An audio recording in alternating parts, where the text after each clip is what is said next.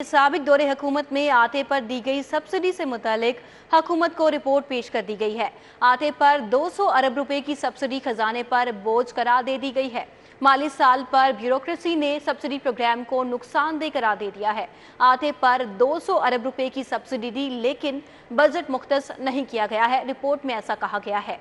उसमें मजीद ये भी बताया गया है कि कमर्शियल बैंकों से कर्ज लेकर आटे पर 200 अरब रुपए की सब्सिडी दी गई है। रिपोर्ट में यह भी बताया गया है कि आटे की मद में कमर्शियल बैंकों से कर्ज लेकर हुकूमत पर इजाफी बोझ डाला गया है। साबिक दौरे हुकूमत में आटे पर दी गई सब्सिडी से मुतालिक रिपोर्ट आ गई है। मजीद क्या अपडेट्स हैं जान लेते हैं अली रामे से। जी अली रामे, आगाह कीजिए इस हवाले से।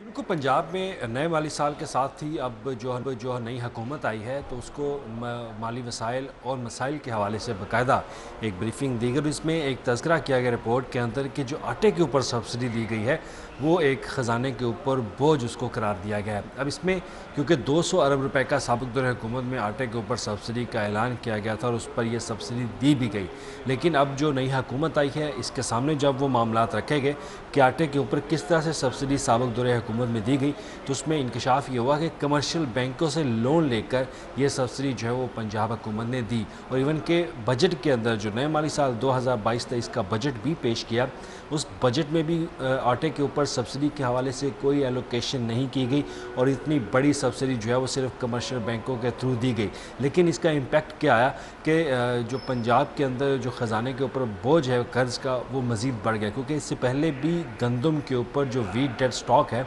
वो 700 अरब रुपए तक पहुंच चुका है।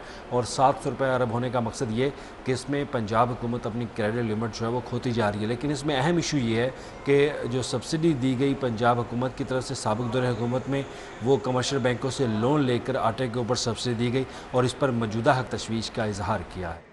जी, बहुत शुक्रिया अली रामे, हमें आगाह करने के लिए।